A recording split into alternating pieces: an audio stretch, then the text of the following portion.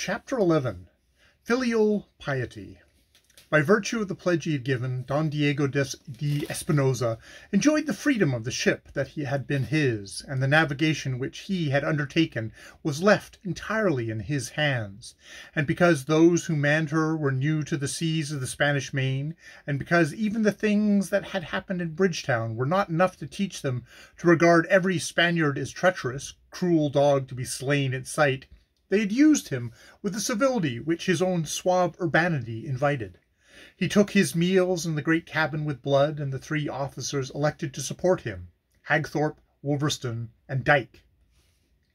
They found Don Diego an agreeable, even an amusing companion, and their friendly feeling towards him was fostered by his fortitude and brave equanimity in this adversity. That Don Diego was not playing fair it was impossible to suspect. Moreover, there was no conceivable reason why he should not, and he had been of the utmost frankness with them. He had denounced their mistakes in sailing before the wind upon leaving Barbados. They should have left the island to leeward, heading into the Caribbean and away from the archipelago. As it was, they would now be forced to pass through this archipelago again, so as to make Curaçao, and this passage was not to be accomplished without some measure of risk to themselves. At any point between the islands they might come upon an equal or superior craft, whether she were Spanish or English, would be equally bad for them, and being undermanned, they were in no case to fight. To lessen this risk as far as possible, Don Diego directed at first a southerly and then a westerly course, and so, taking a line midway between the islands of Tobago and Grenada, they won safely through the danger zone and came into the comparative security of the Caribbean Sea. "If this wind holds," he told them that night at supper, after he had announced to them their position, "we should reach Curaçao inside of 3 days." For 3 days the wind held. Indeed, it freshened a little on the second, and yet when the third night descended upon them, they had still made no landfall. The Cinco Llagas was ploughing through a sea contained on every side by the blue bowl of heaven. Captain Blood uneasily mentioned it to Don Diego. "It will be for tomorrow morning," he was answered with calm conviction. "By all the saints, it is always tomorrow morning with you Spaniards, and tomorrow never comes, my friend." "But this tomorrow is coming, rest assured. However early you may be astir, you shall see land ahead, Don Pedro." Captain Blood passed on, content, and went to visit Jerry Pitt, his patient, to whose condition Don Diego owned his chance for life. For 24 hours now the fever had left the sufferer, and under Peter Blood's dressings his lacerated back was beginning to heal satisfactorily. So far, indeed, was he recovered that he complained of his confinement, of the heat in his cabin. To indulge him, Captain Blood consented that he should take the air on deck, and so, as the last days of the daylight was fading from the sky, Jeremy Pitt came forth upon the captain's arm. Seated on the hatch coamings, the Somersetshire lad gratefully filled his lungs with the cool night air, and professed himself revived thereby. Then, with the seaman's instincts, his eyes wandered to the darkling vaults of heaven, spangled already with a myriad of golden points of light. Awhile he scanned it idly, vacantly, then his attention became sharply fixed. He looked round and up at Captain Blood, who stood beside him. "Do you know anything of astronomy, Peter?" quoth he. "Astronomy, is it? Faith now, I couldn't tell the belt of Orion from the girdle of Venus. Ah, and I suppose all the others of this lubberly crew share your ignorance. It would be more amiable of you to suppose that they exceeded it." Jeremy pointed ahead to a spot of light in the heavens over the starboard bow. "That is the Northern Star," said he. "Is it now? Glory be, I wonder you can pick it out from the rest. And the North Star ahead almost over your starboard bow means that we're steering a course north, northwest, or maybe north by west, for I doubt we are standing more than 10 degrees westward." "And why shouldn't we?" wondered Captain Blood. "You told me, didn't you, that we came west of the archipelago between Tobago and Grenada, steering for Curaçao. If that were our present course, we should have the North Star abeam, out yonder." On the instant, Mr. Blood shed his laziness. He stiffened with apprehension, and was about to speak when a shaft of light clove the gloom above their heads, coming from the door of the poop cabin, which had just been opened. It closed again, and presently there was a step on the companion. Don Diego was approaching. Captain Blood's fingers pressed Jerry's shoulders with significance. Then he called the Don, and spoke to him in English, as had become his custom when others were present. "Will ye settle a slight dispute for us, Don Diego?" he said lightly. "We are arguing, Mr. Pitt and I, as to which is the North Star." "So?" The Spaniard's tone was easy. There was almost a suggestion that laughter lurked behind it, and the reason for this was yielded by his next sentence. But you tell me Mr. Pitt, he is your navigant?" "For lack of a better," laughed the captain, good-humouredly contemptuous. "Now I am ready to wager him 100 pieces of 8 that is the North Star." And he flung out an arm towards a point of light in the heavens, straight abeam. He afterwards told Pitt that had Don Diego confirmed him, he would have run him through upon that instant. Far from that, however, the Spaniard freely expressed his scorn. "You have the assurance that it is of ignorance, Don Pedro, and you lose. The North Star is this one," and he indicated it. "Are you sure?" "But, my dear Don Pedro," the Spaniard's tone was one of amused protest. "But is it possible that I mistake? Besides, is there not the compass? Come to the binnacle, and we shall see what course we make." His utter frankness, and the easy manner of one who has nothing to conceal, resolved at once the doubt that had leapt so suddenly in the mind of Captain Blood. Pitt was satisfied less easily.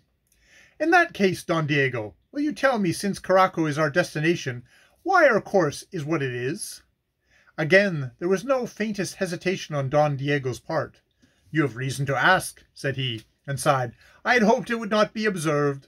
I have been careless. Oh, of a careless very culpable. I neglect observation. Always is my way. I make too sure. I count too much on dead reckoning. And so today I find that when at least I take out the quadrant, that what we come by, I have to green too much south, so that Caraco is now almost due north. That is what caused the delay. But we will be there tomorrow." That explanation, so completely satisfactory and so readily and candidly forthcoming, left no room for further doubt that Don Diego should have been false to his parole. And when presently Don Diego had withdrawn again, Captain Blood confessed to Pitt that it was absurd to have suspected him. Whatever his antecedents, he had proved his quality when he announced himself ready to die sooner than enter into any undertaking that could hurt his honour or his country.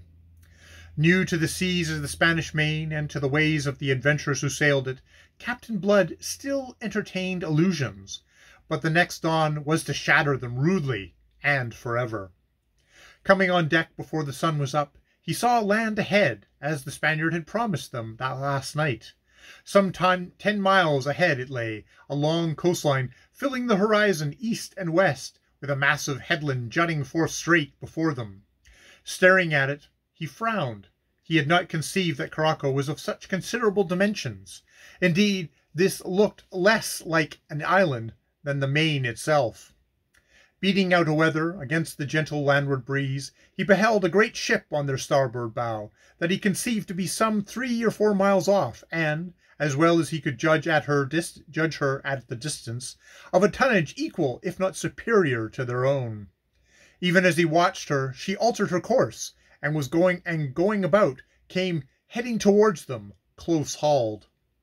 A dozen of his fellows were astir on the forecastle, looking eagerly ahead, and the sound of their voices and laughter reached him across the length of the stately Cinco Llagas.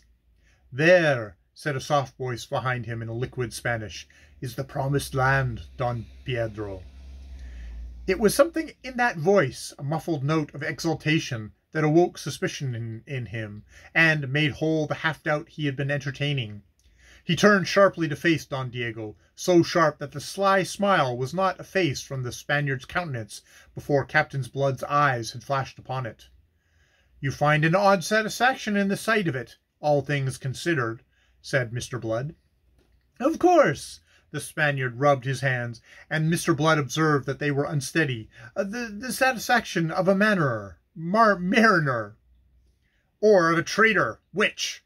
Blood asked him quietly, and as the Spaniard fell back before him with a sudden altered countenance that confirmed his every suspicion, he flung an arm out in the direction of the distant shore. "What land is that?" he demanded. "Will you have the effrontery to tell me that it is the coast of Caraco?" He advanced upon Don Diego suddenly, and Don Diego, step by step, fell back. "Shall I tell you what land it is? Shall I?"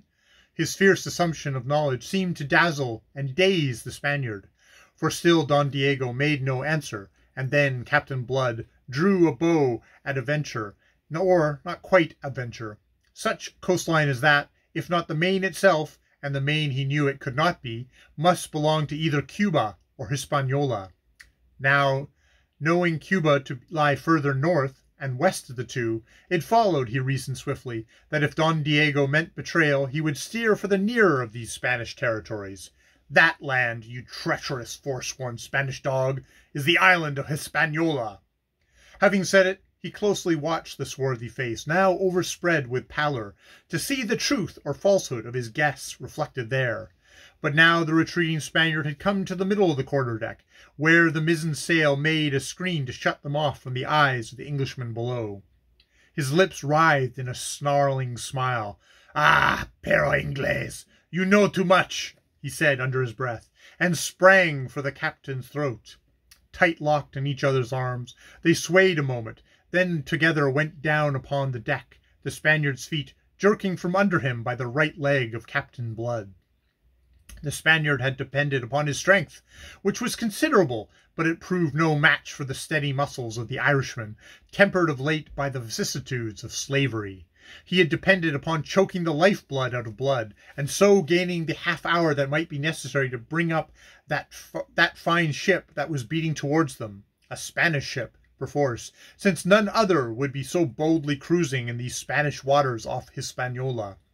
But all that Don Diego had accomplished was to betray himself completely, and to no purpose.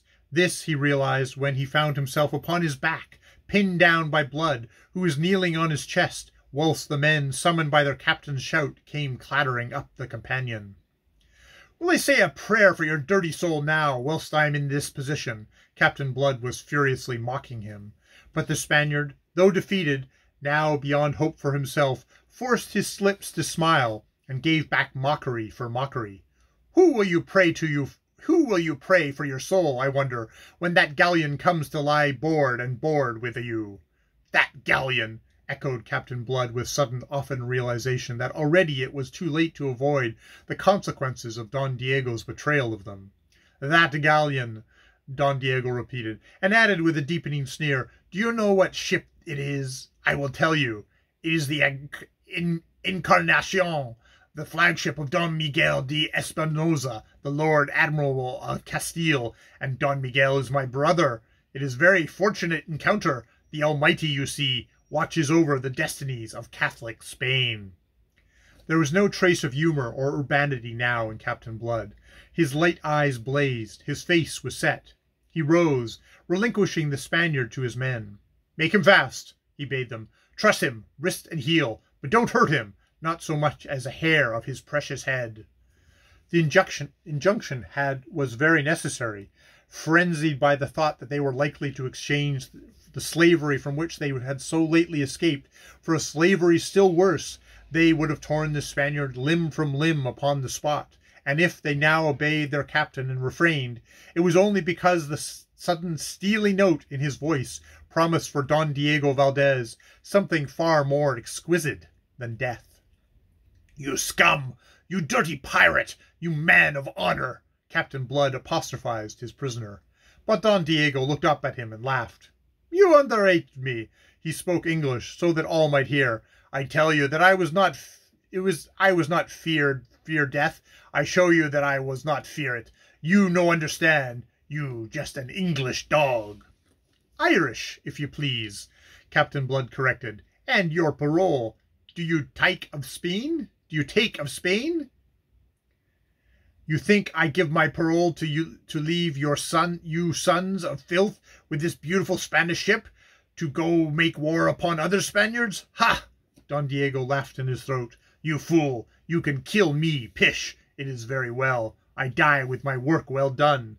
In less than an hour you will be the prisoners of Spain, and the Cinco Llagas will belong to Spain again." Captain Blood regarded him steadily out of a face which, if impassive, had paled under its deep tan. About the prisoner, clamant, infuriated, ferocious, the rebel's convict surged, almost literally, athirst for his blood. "Wait!" Captain Blood imperiously commanded, and turning on his heel, he went aside to the rail. As he stood there deep in thought, he was joined by Hagthorpe, Wolveston, and Ogle the gunner. In silence they stared with him across the water at that other ship. She had veered a point away from the wind, and was running now on a line that must in the end converge with that of Cinco Llagas. "In less than half an hour," said Blood presently, "we shall have her athwart our hawse, sweeping our decks with her guns." "We can fight," said the one-eyed giant with an oath. "Fight!" sneered Blood. "Undermanned as we are, mustering a bare 20 men, in what case are we to fight? No, there would be only one way, to persuade her that all was well, that we are Spaniards, so that she may leave to us to continue our course." "How is it that possible?" Hagthorpe asked. "It isn't possible," said Blood. "If it—" And then he broke off, and stood musing, his eyes upon the green water. Ogle, with a bent for sarcasm, interposed a suggestion bitterly. "We might send Don Diego Espinosa in a boat manned by his Spaniards to assure his brother the admiral that we are all loyal subjects of his Catholic Majesty." The captain swung around, and for an instant looked as if he would have struck the gunner. Then his expression changed. The light of inspiration was in his glance. "Bedad, you said it! He doesn't fear death, this damned pirate, but his son may take a different view. Filial piety's mighty strong in Spain." He swung on his heel abruptly and strode back to the knot of men about his prisoner. "Here!" he shouted to them. "Bring him below!" And he led the way down the waist, and thence by the booby hatch to the gloom of the 'tween decks, where the air was rank with the smell of tar and spun yarn. Going aft, he threw open the door of the spacious wardroom, and went in, followed by a dozen hands with a pinioned Spaniard. Every man aboard would have followed him, but for his sharp command to some of them to remain on deck with Hagthorpe. In the wardroom, the 3 stern chasers were in position, loaded, their muzzles thrusting through the open ports, precisely as the Spanish gunners had left them. "Here, Oglethorpe, is work for you," said Blood, as the burly gunner came thrusting forward through the little throng of gaping men. Blood pointed to the middle chaser. "Have that gun hauled back," he ordered. When this was done, Blood beckoned those who held Don Diego. Lash him across the mouth of it," he bade them, and whilst, assisted by the other 2, they made haste to obey, he turned to the others. "To the roundhouse, some of you, and fetch the Spanish prisoners, and you, Dyke, go up and bid them to set the flag of Spain aloft." Don Diego, with his body stretched in an arc across the cannon's mouth, legs and arms lashed to the carriage on either side of it, eyeballs rolling in his head, glared manically at Captain Blood. A man may not fear to die, and yet be appalled by the form in which death comes to him. From frothing lips he hurled blasphemies and insults at his tormentor. "Foul barbarian! Inhuman savage! Accursed heretic! Will it not content you to kill me in some Christian fashion?" Captain Blood vouchsafed him a malignant smile before he turned to meet the 15 manacled Spanish prisoners who were thrust into his presence. Approaching, they heard Don Diego's outcries. At close quarters now they beheld with horror-stricken eyes his plight. From amongst them a comely, olive-skinned stripling, distinguished in bearing and apparel from his companions, started forward with an anguished cry of "Father!" Writhing in the arms that made haste to seize and hold him, he called upon heaven and hell to avert this horror, and lastly addressed to Captain Blood an appeal for mercy that was at once fierce and piteous. Considering him, Captain Blood thought with satisfaction that he displayed the proper degree of filial piety. He afterwards confessed that for a moment he was in danger of weakening, that for a moment his mind rebelled against the pitiless thing that it had planned. But to correct the sentiment he evoked the memory of what these Spaniards had performed in Bridgeton. Again he saw the white face of that child, Mary Trail, as she fled in horror before the jeering ruffians who he had slain, and other things even more unspeakable seen on that dreadful evening rose now before the eyes of his memory to stiffen his faltering purpose. The Spaniards had shown themselves without mercy or sentiment, or decency of any kind, stuffed with religion. They were without a spark of that Christianity, the symbol of which was mounted on the mainmast of the approaching ship. A moment ago this cruel, vicious Don Diego had insulted the Almighty by the assumption that he kept a specially benevolent watch over the destinies of Catholic Spain. Don Diego should be taught his error. Recovering the cynicism in which he had approached his task, the cynicism essential to its proper performance, he commanded Ogle to kindle a match and remove the leaden apron from the touch-hole of the gun that bore Don Diego. Then, as the younger Espinosa broke into fresh intercessions mingled with imprecations, he wheeled upon him sharply. "Peace!" he snapped. "Peace, and listen. It is no part of my intention to blow your father to hell as he deserves, or indeed to take his life at all." Having surprised the lad into silence by that promise, a promise surprisingly enough in all the circumstances, he proceeded to explain his aims in that faultless and elegant Castilian of which he was fortunately master, as fortunately for Don Diego as for himself. "It is your father's treachery that has brought us to this plight, and deliberately into risk of capture and death aboard that ship of Spain. Just as your father recognized his brother's flagship, so will his brother have recognized the Cinco Llagas. So far, then, all is well, but presently the Encarnacion will be sufficiently close to perceive that here is not all as should be. Sooner or later she must guess or discover what is wrong, and then she will open fire or lay us board and board. Now we are in no case to fight, as your father knew, when he ran us into this trap. But fight we will, if we are driven to it. We make no tame surrender to the ferocity of Spain." He laid his hand on the breech of the gun that bore Don Diego. "Understand this clearly. To the first shot from the Encarnacion, this gun will fire the answer. I make myself clear, I hope." White-faced and trembling, the young Espinosa stared into the pitiless blue eyes that so steadily regarded him. "If it is clear," he faltered, breaking the utter silence in which all were now standing. "But, name of God, by his presence and assurances, inform the Admiral that all is well with the Cinco Llagas, that she is indeed still a ship of Spain, as her flag now announces. But you, his son, may convey all this and some other matters together with his homage to your uncle. You shall go in a boat manned by 6 of these Spanish prisoners, and I, a distinguished Spaniard delivered from captivity in Barbados by your recent raid, will accompany you to keep you in countenance by this gun, and your father will be the first victim of the conflict." He paused a moment. There was a hum of approval from his comrades, an anxious stirring among the Spanish prisoners. Young Espinosa stood before him, the color ebbing and flowing in his cheeks. He waited for some direction from his father, but none came. Don Diego's courage, it seemed, had sadly waned under that rude test. He hung limply in his fearful bonds, and was silent. "Come," said Blood. "I have been clear enough, I think. What do you say?"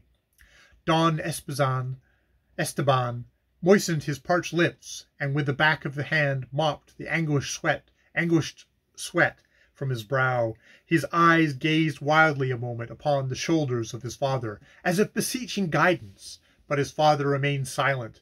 Something like a sob escaped the boy. I accept," he answered at last, and swung to the Spaniards.